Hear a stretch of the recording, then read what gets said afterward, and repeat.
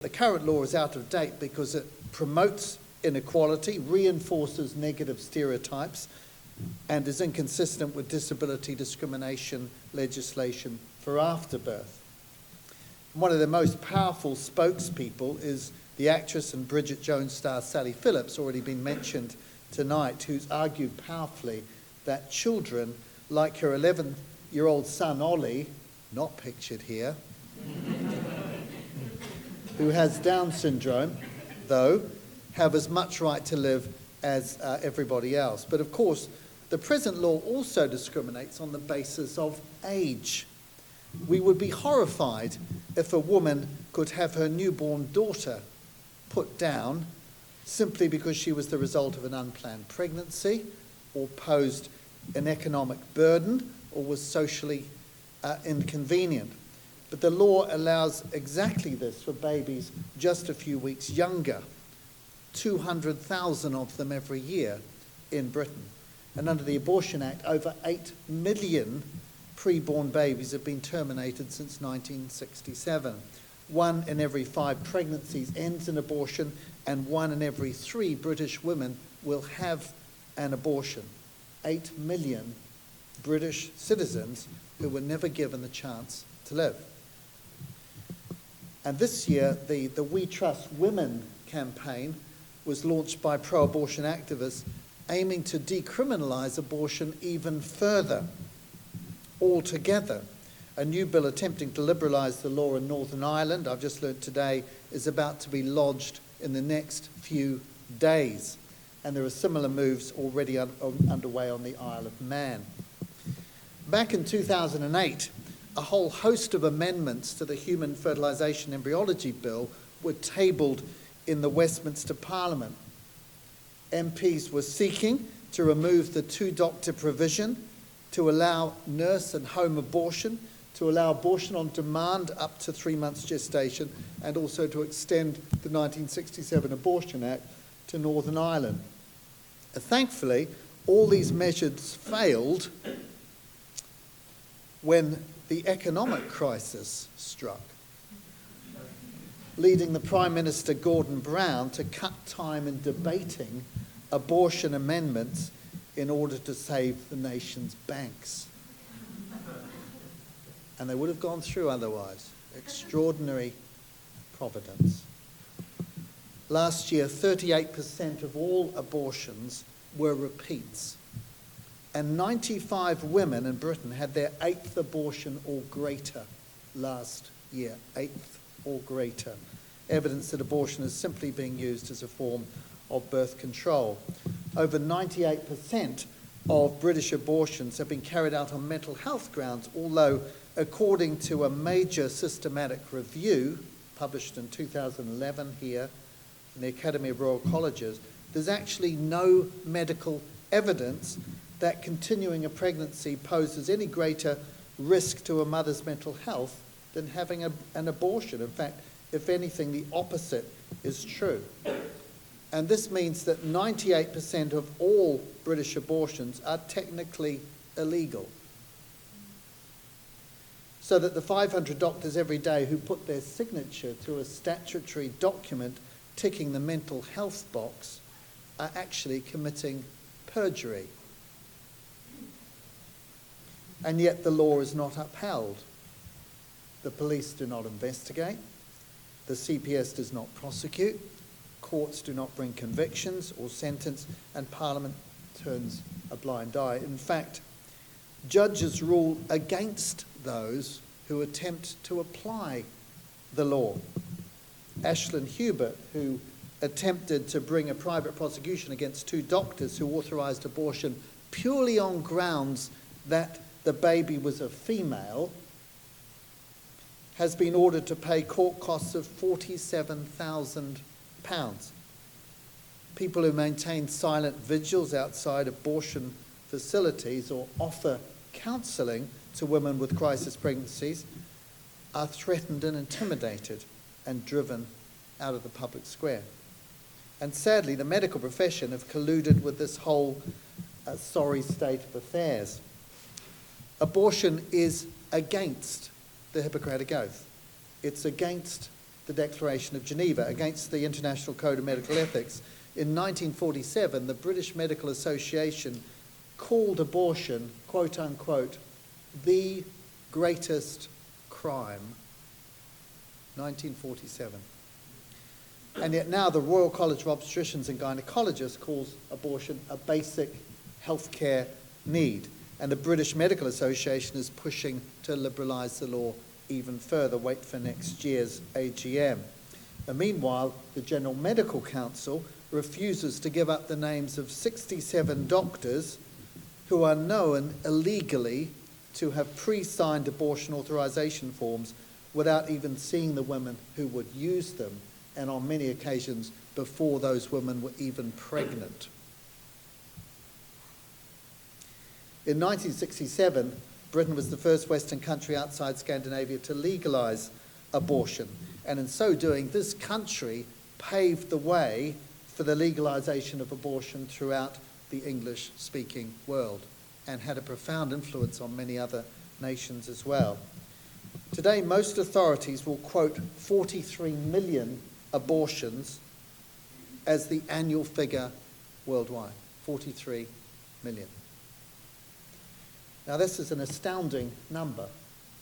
Consider that 55 million people died in the entire 5 years of the Second World War. That 57 million people die each year from all causes other than abortion. So in other words, this means of every 100 human deaths on this planet, 43 of them involve babies in the womb having their lives ended by healthcare workers, the very people who should be there to care for them. And there is no one more innocent, more vulnerable, and killed in greater numbers than the baby in the womb. And ironically, what should be the safest sanctuary on earth has become, through the collusion of the medical profession, a more dangerous place than even Mosul or Aleppo is today. The right to life is the most fundamental of all human rights, and the right on which all other rights are contingent. It's meaningless to talk about the right to food and clothing, the right to free speech, the right to education, the right to own property, the right to fair compensation for work, the right to freedom for harassment, the right not to be abused or sexually violated. It's meaningless if you are not alive in the first place. The right to life is the foundation on which all other rights are built. So when we're talking about abortion, we're talking about the deprivation of the most fundamental of all rights, from the most innocent, vulnerable, and helpless of all human beings, for the most trivial of all reasons, and in the greatest of all numbers. And that alone must make abortion one of the most serious human rights abuses in the world today, and also, sadly, the least defended. The Alliance of Pro-Life Students, here they are, supports the right to life of all human beings from fertilization until natural death, as we've heard, and in so doing it stands against discrimination on the basis of mental and physical disability, against discrimination on the basis of age, against discrimination on the basis of size, and against discrimination on the basis of neurological capacity at both ends of life. This is the only possible position to take for those who are genuinely opposed to discrimination, and have consistently held it must also lead to a defence of the human embryo. Human embryos, from the moment of fertilization, are human lives. They're not potential human lives. They are human lives with potential. They are potential children and adults, and as human lives, they are worthy of our empathy, our wonder, our compassion, and our protection, including legal protection. And sadly, but not surprisingly, in the wake of the Abortion Act in 1967, the first Human Fertilisation and Embryology Act in 1991 rendered human embryos non-persons and deprived them of legal protection. The HFE Act made it legal to freeze, experiment upon, select and dispose of human embryos. In 2012, as you see here, the Daily Telegraph reported on 20 years of this activity. More than 3.5 million embryos created, 840,000 put in storage, more 5,900 set aside for research, 1.4 million implanted, of which fewer than 1 in 6 led to pregnancy, and 1.7 million were simply discarded. The 1984 Warnock Report, which led to the HFE Act of 1991, said that the human embryo had a special status, quote unquote. But from these figures, it's evident that the human embryo in practice has no status at all in this country. Now, it's true that IVF and related techniques have led to many childless couples being able to have children.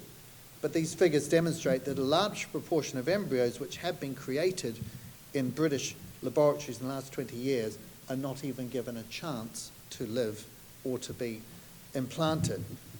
It's right to seek treatments for infertility, but we can and must not allow the end to justify the means, and we must be pursuing infertility treatments which respect the humanity of the human embryo. We should also be promoting adoption. In 2009, which is the last year for which I actually have adoption figures, I can tell you that there were 203,444 abortions in Britain, and just 91 adoptions involving babies. 91. That's a ratio of 2,235 abortions performed for every baby adopted. And yet when Martin Neri, the adoption czar, suggested in 2011 that adoption was a golden option and a real alternative to abortion, he faced howls of derision from the politically correct. Baby adoption is a win-win option because it provides an unwanted baby with a loving home and a childless couple with a baby to love and to care for.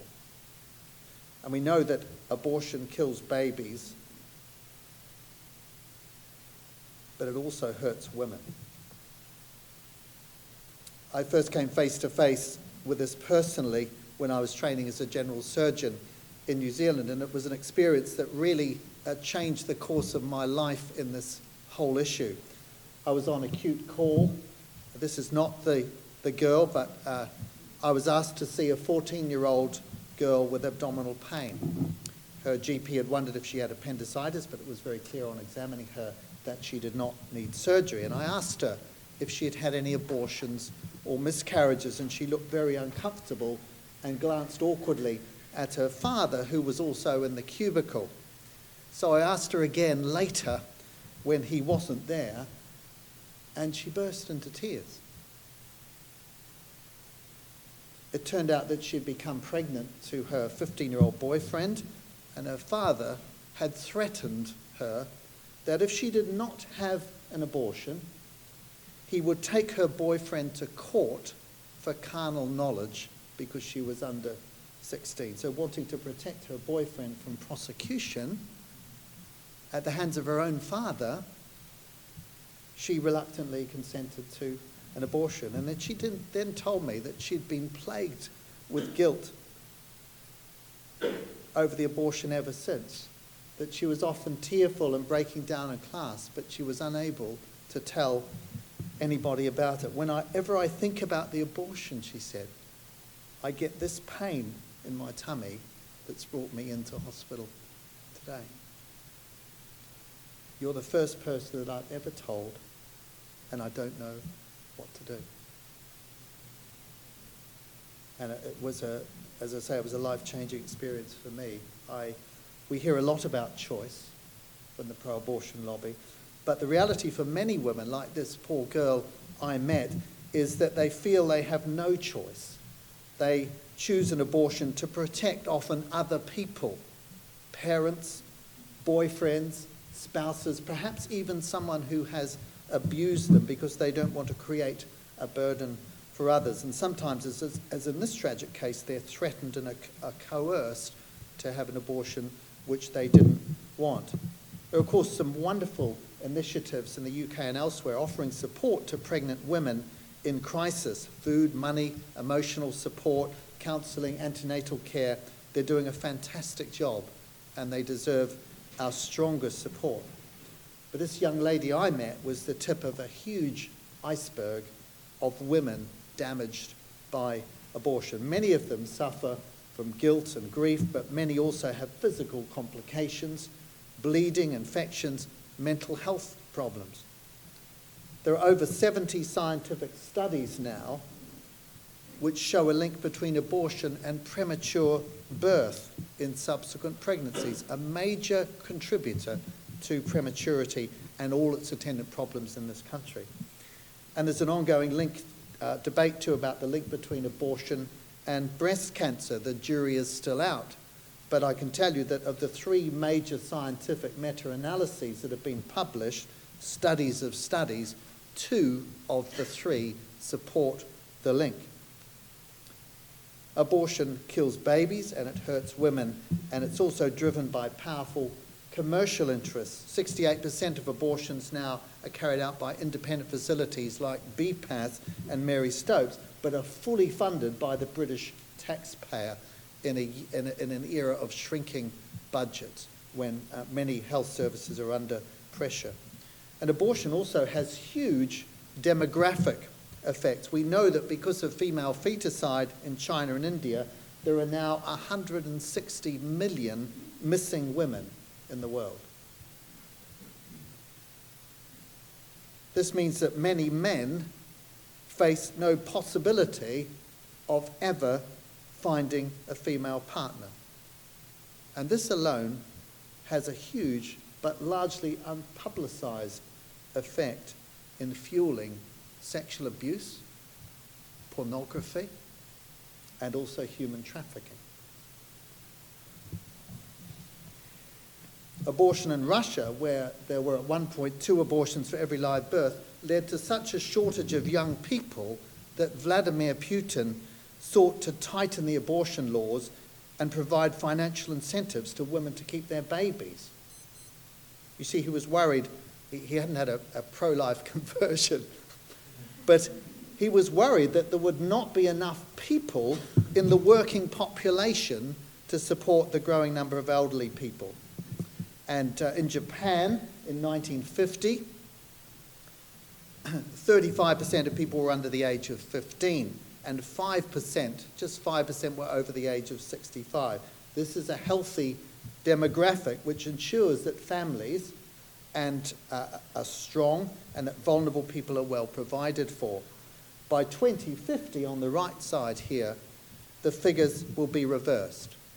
Only 8% will be under 15 and 40% will be over 65, which is partly why Japan is leading the world in robot technology. He's going to look after the elderly people. I kid you not. This is an extremely unhealthy demographic, which places more pressure on families and resources, and add in unemployment, economic recession, family breakdown, and you've got a very toxic brew indeed. We see a similar pattern, though not as marked as Japan, over all of the Western world. Fewer children, growing numbers of elderly people, growing debt, and family breakdown. This has led some commentators to make the chilling prediction that the generation that killed its children through abortion will in turn be killed by its children through euthanasia. Vulnerable, elderly, sick and disabled people are at great risk from the advance of legalised euthanasia.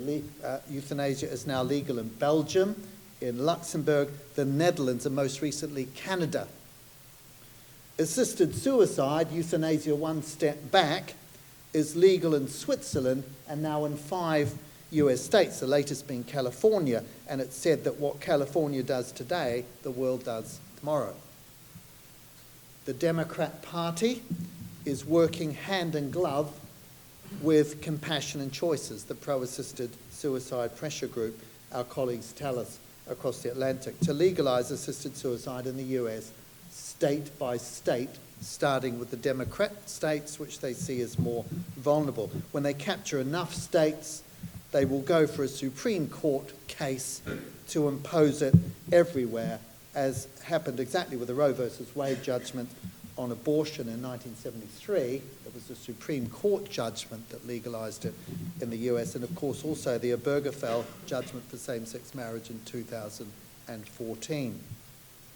In the UK since 1992, we've been fighting the legalisation of euthanasia and assisted suicide. Often when I'm on radio debates, we have people saying, we've got to have this debate. And I'm saying, we've been having the debate for 25 years. Could we not have a small rest from it? But actually, we've been amazingly successful in both Parliament and the courts. There have been over a dozen attempts to legalise assisted suicide through British parliaments in the last 12 years. Every single one of them, every single one has spectacularly failed. Our biggest victories ever were the Harvey Bill in Scotland and the Maris Bill in Westminster just last year. And as we've already heard tonight, Maris's bill, which supposedly had more safeguards than any bill in history anywhere, was defeated by a massive 330 votes to 118, with only the Green Party supporting it. And MPs from all sides of the House were convinced by the arguments that the bill was not safe. Vulnerable people would inevitably be placed under pressure to choose early death so as not to be an emotional and financial burden upon families and carers. And MPs saw that the right to die can so easily then become the duty to die. And we've seen this dramatically worked out across the North Sea. In the Netherlands, euthanasia numbers have increased by between 10 and 20% every year since legalisation in 2001, so that now over 4% of all deaths are due to euthanasia, 1 in 25 of all deaths. What started with the terminally ill has spread to the chronically ill. What started with physical illness has moved to those with dementia and mental health problems. What started with adults now involves children. Euthanasia is legal for 12-year-olds and for babies with disabilities who are now being euthanized under the Groningen Protocol in the Netherlands. In Belgium, they're practicing organ donation euthanasia. Think about that. Half of Belgium's euthanasia nurses have killed without consent, even though both nurse euthanasia and involuntary euthanasia are illegal in Belgium. But a third of all cases in Belgium are now involuntary, and yet there's not been one single conviction, probably because Dr. Distelmans, who chairs the committee overseeing the practice, is one of the leading euthanasia advocates and performers in the country. But we should have learnt the lessons from abortion. Euthanasia and assisted suicide cannot be controlled. And once you legalise it for any case at all, there will inevitably be incremental extension. Notice I don't talk about slippery slope, because this is an intentional process whereby more cases which stretch the legal boundaries are deliberately brought to bear. It's only for the terminally ill, we hear. It's only for adults. It's only for those with unbearable suffering. No, it's very clear from what we see in other jurisdictions that it's only the beginning. We've shown in Britain how this can be fought. We've shown that when people of faith and people of no faith and people who are disabled and people who are able-bodied come together and marshal strong arguments, we can win. We have proved with assisted suicide, but the issue will not go away, and we can only keep on winning and push back if we win the battle for the hearts and minds of the next generation. And this is why the work of the Alliance of Pro-Life Students is so crucial, and why their vision to build, support and connect pro-life societies and universities is so important. They are in a unique position to equip students with up-to-date pro-life education and resources. They have a unique mission to build pro-life communities in the universities. They need to build on their success and the momentum of the past few years, and to take their movement to the next level, and we need to help them. They must not be intimidated. It will need courage, it will need good leadership and resources, both human and financial, and they'll need our support to stand alongside them and help them to fulfill their vision of a society where the value of human life is always affirmed, a society free from unethical practices in science and medicine. So let me close by just telling you the story of another 15-year-old girl who came into my care after a road traffic accident. I was up all night putting her broken limbs back together. She had a fractured tib and fib. And the next day, the nurses did a pregnancy test and found she was pregnant, and they arranged for her to have an abortion. I didn't find out about this until after she'd left the hospital. So after much agonizing, I wrote her a letter. Thought, I've got nothing to lose here, apart from my job and so on. But,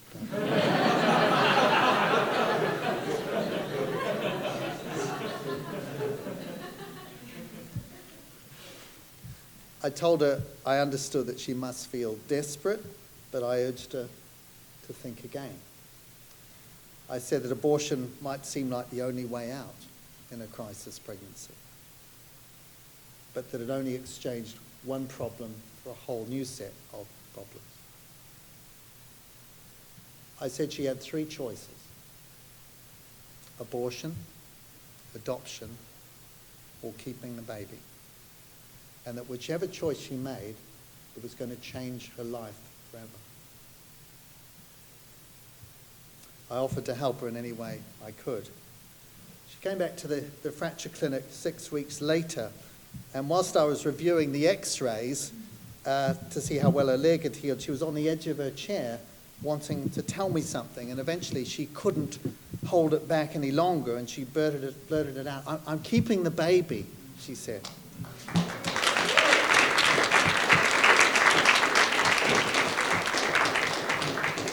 I just wanted you to know, thank you. Thank you for your letter. I showed it to my gran, she said. And she said, I'll help you. My boyfriend did too. And I'm keeping the baby.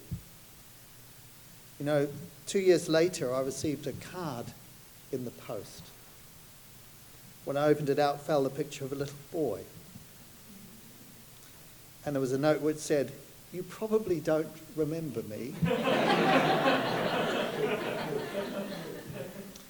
But I was the pregnant girl who broke her leg that you operated on in the hospital. And I just wanted to thank you for helping me avoid making what would have been the worst decision of my whole life. This is my son. He's my absolute pride and joy, and I wanted you to have this picture. Thank you so much. And I know it wasn't an easy decision for her, but I'm sure that in choosing life, she made the best decision, both for her and her little boy, and actually for the whole family. This is why the work of the Alliance of Pro-Life Students is so, so important. And I really urge you tonight to support them. Thank you.